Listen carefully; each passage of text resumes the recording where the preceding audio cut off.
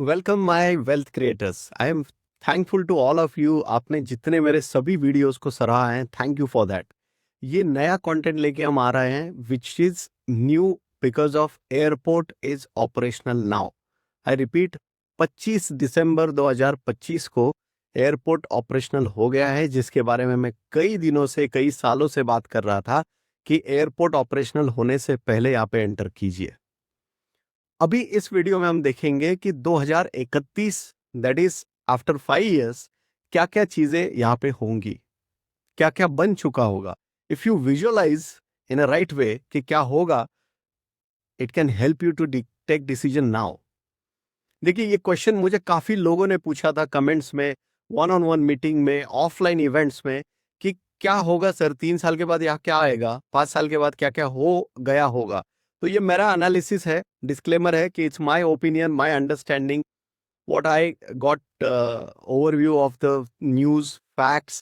कुछ मेरे मित्र है सीनियर पोजीशन पे, उनसे जो जानकारी मिली है उनको क्लब करके this is my personal opinion कि within 5 years what will happen, how this area of Navi Mumbai airport, Naina, third Mumbai, ये कैसा लगेगा, या एंटायर एमएमआर में कुछ इंफ्रास्ट्रक्चर चेंजेस। ओके, सो उस पर्सपेक्टिव से इस वीडियो को देखिए। ये वीडियो वाकई में बहुत लंबा होने वाला है।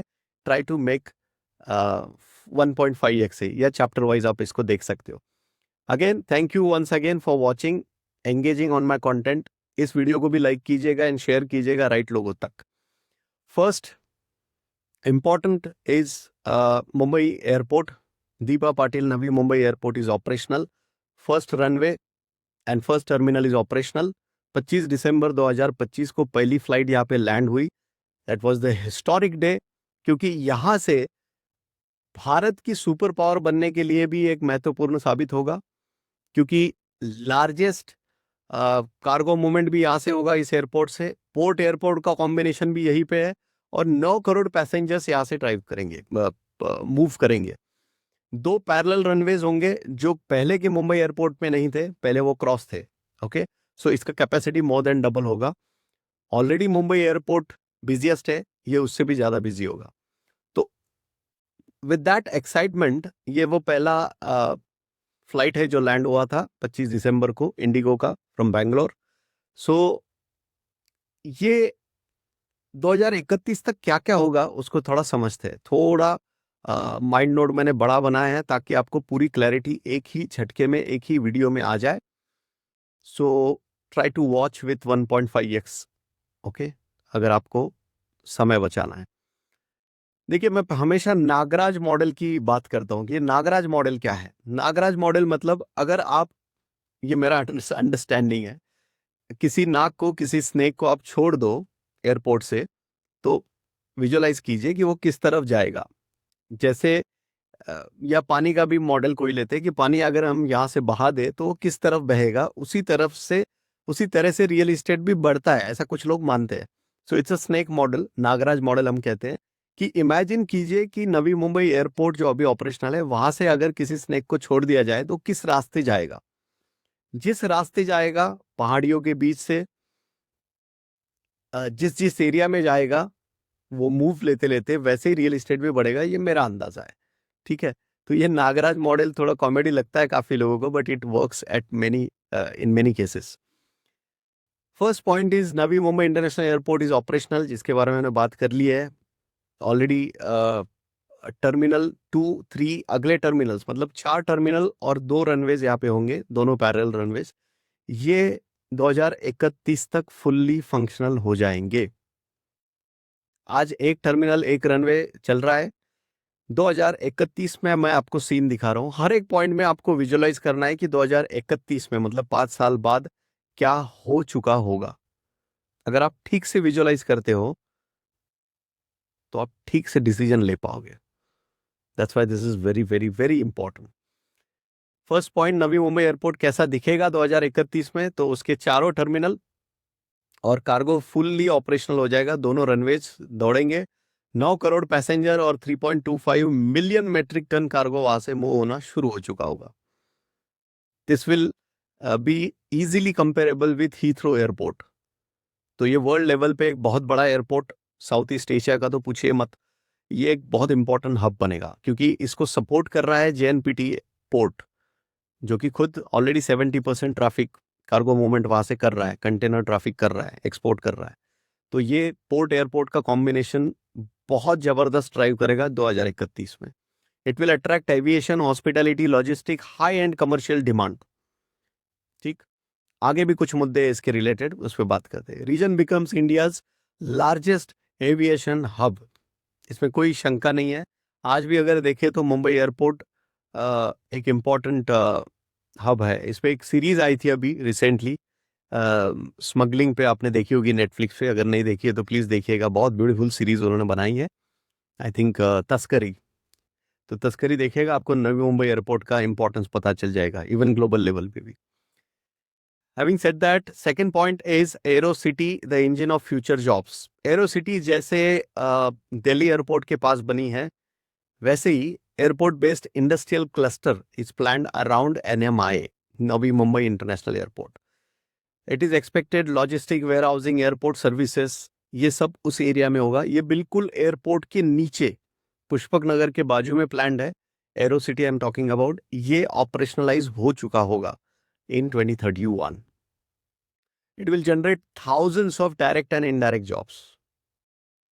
देखिए, एयरपोर्ट अभी जो टर्मिनल 1 है वहीं पे एक्सपेक्टेड है कि लगभग 10,000 लोगों को डायरेक्टली इनडायरेक्टली एविएशन के रिलेटेड जॉब फैसिलिटी, जितने वहां पे एजेंसीज है उनको मिलेगी। तो इमेजिन कीजिए, after 5 years when 4 terminals will be operational, 2 runways will be operational, 9 crore passengers will be landing and taking off from here annually.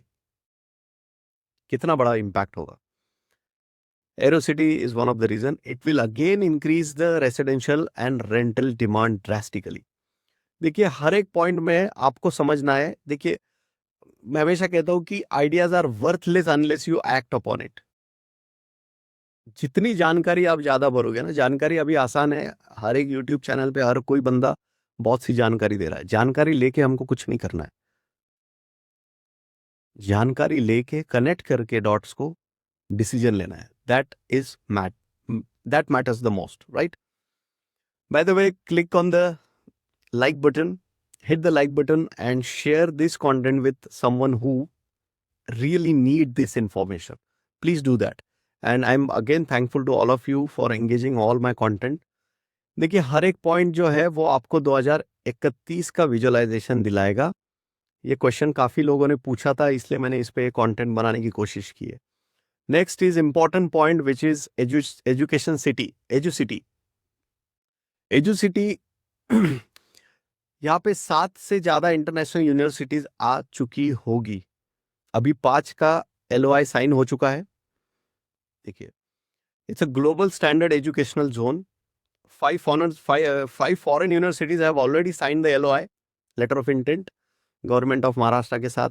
It creates demand for hostels, PGs, student rentals, studio apartments. It makes this an education and innovation capital of MMR region, Mumbai Metropolitan Region. इस पे थोड़ा ज्यादा बात करूंगा मैं, 1 minute. देखिए, EduCity क्यों important है, क्यों अलग है? क्योंकि अब तक आपने देखा होगा, आप में से जितने मित्र परिवार में अपने बच्चों को फॉरेन यूनिवर्सिटीज में पढ़ने भेजते हैं, MS करने या कई अन्य एजुकेशन, पोस्ट ग्रेजुएशन करने, बहुत खर्चा आता है। एजुकेशनल फीस को छोड़ दीजिए, रहना और खाने का खर्चा अलग से बहुत ज्यादा है, जिसके लिए लोग स्टूडेंट लोन के चक्कर में भी फंसते हैं। रॉबर्ट कियोसाकी कहते हैं कि student loan one of the worst loans possible है, उस पर मत जाइए। तो इससे ऑप्शन क्या है? तो पहली बार ऐसा हो रहा है कि US, UK, ऑस्ट्रेलिया, इटली, ये यहाँ से 5 यूनिवर्सिटीज भारत में आ रही है अपना कैंपस लेके। ऐसा इससे पहले नहीं हुआ था, पहली बार अपना कैंपस खोलने जा रही है। और महाराष्ट्र गवर्नमेंट ने उनसे टाई अप करके वो कैंपसेस नवी मुंबई एयरपोर्ट के पास लेने के लिए प्रयास किया और वो सक्सेसफुल रहे। इसका 14 जून 2024 को ऑलरेडी LOI साइन हो गया है। इसके ऊपर EduCity नाम से मेरा डिटेल्ड वीडियो है, आप जरूर देखिएगा। I have some images to share with you, wait a minute. Yes, ऐसी कुछ यूनिवर्सिटी कैंपसेस हमारे नवी मुंबई एयरपोर्ट के पास होगी, नैना के पास होगा, 3rd मुंबई का पार्ट बनेगा। इसकी प्रेस रिलीज का मैं इमेज आपको शेयर कर रहा हूँ। जैसे ये यूनिवर्सिटीज़ के नाम लिखे हैं, ये यूनिवर्सिटीज़ ने ऑलरेडी साइन कर दिया है 14 जून 2025, सॉरी 25 की बात है, रिसेंट ही है। तो अगले 5 सालों में, हम इस वीडियो में बात कर रहे हैं 2031 की, राइट? तो 31 में क्या होगा? तो 31 में educational cities, universities, foreign campuses, 7 से ज्यादा यूनिवर्सिटीज यहाँ पे बन चुकी होगी। हालांकि एक दो यूनिवर्सिटीज के कैंपस अभी नहीं बने, बट उनका एकेडमिक ईयर शुरू हो रहा है, ऐसी मुझे जानकारी मिली है। वो किसी और प्रीमाइसेस में शुरू कर रहे हैं। तो इमेजिन कीजिए कितना सस्ता होगा फॉरेन में एजुकेशन लेना, किसी बड़ी इंटरनेशनल यूनिवर्सिटीज की डिग्री लेना। इसलिए ये गेम चेंजर साबित हो सकता है। इसीलिए इस एरिया में रियल एस्टेट इन्वेस्टमेंट करना जरूरी है। और इस पॉइंट पे अगर फोकस करेंगे, so student rental, short term renting is the best rental, ऐसा ग्रैंड कैडोन जी ने, रॉबर्ट कियोसाकी जी ने कई बार बताया। So student housing is the best rental opportunity for a real estate. तो अगर इंटरनेशनल स्टूडेंट्स आ रहे हैं तो डेफिनेटली आप एक बहुत बड़ी रेंटल अपॉर्चुनिटी भी बनती है। Next point is innovation park. ये भी एक बहुत इंपॉर्टेंट पॉइंट है, जहाँ पे innovation, startup, R&D, robotics, EV, AI, future tech चीज़ों का काम होगा। महाराष्ट्र गवर्नमेंट ने इसको भी सपोर्ट किया है। पेन और रायगढ़ जिले के कुछ एरिया में इसका प्लानिंग हो रहा है।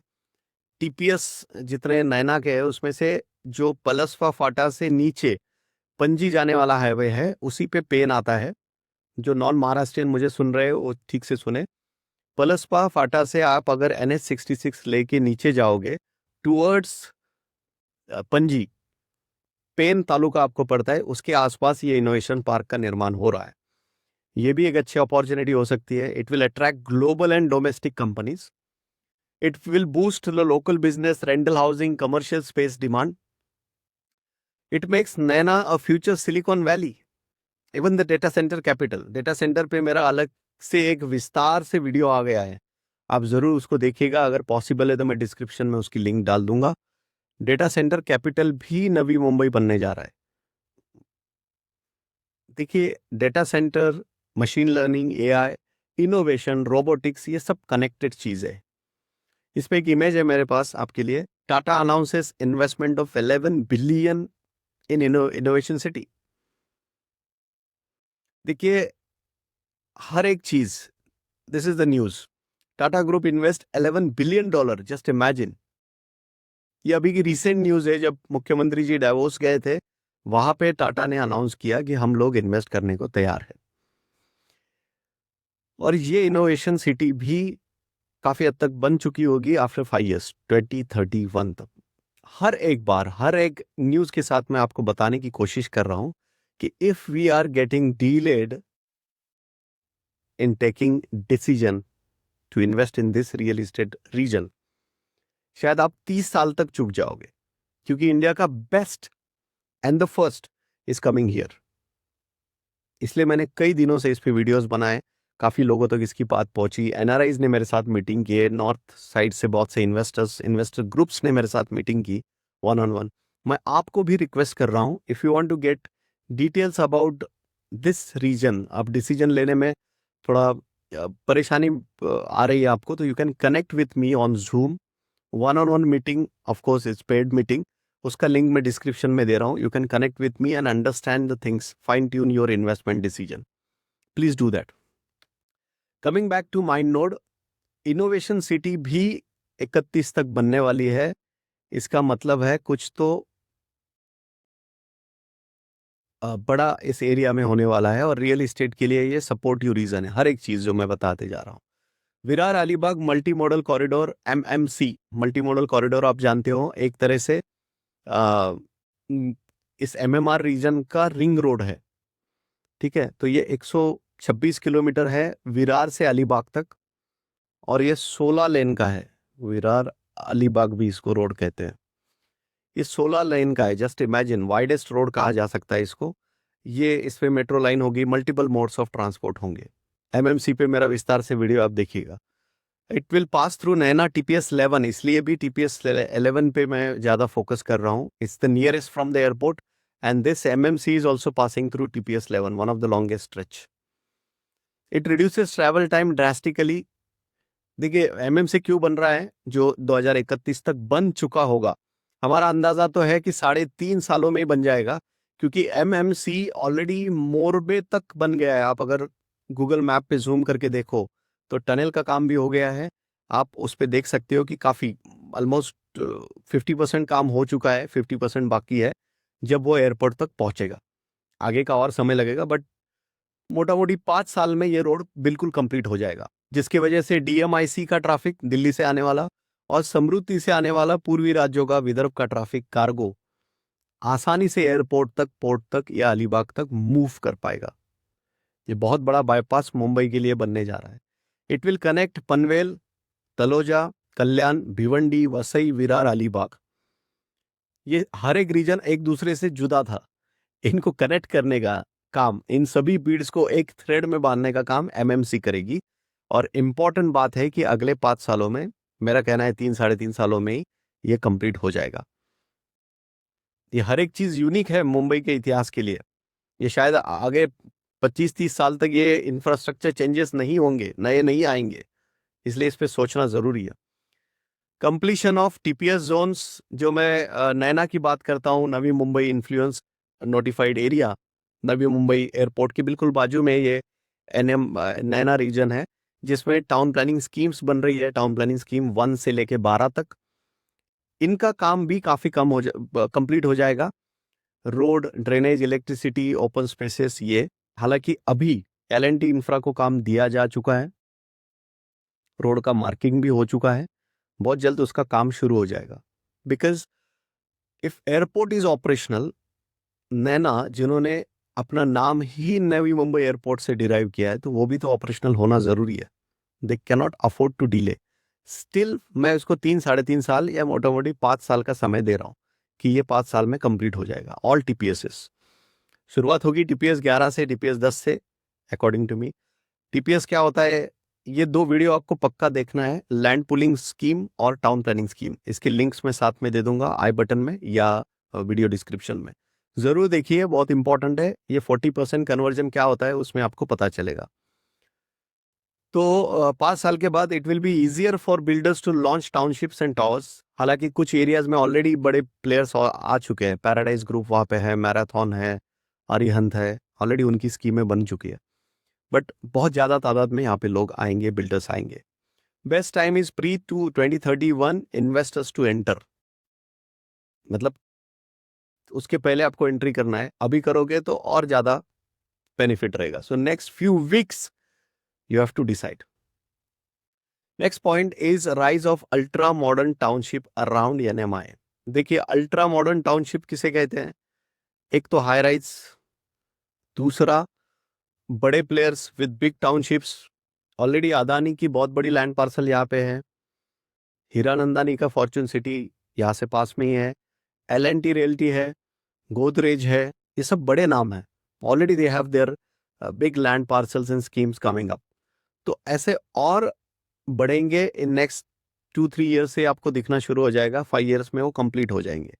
हाई राइज प्रोजेक्ट्स 25-40 मंजिल ऊंचे, क्योंकि नैना रीजन ये फनेल जोन के बाहर आता है, सो हाइट रिस्ट्रिक्शंस कंपैरेटिवली कम है।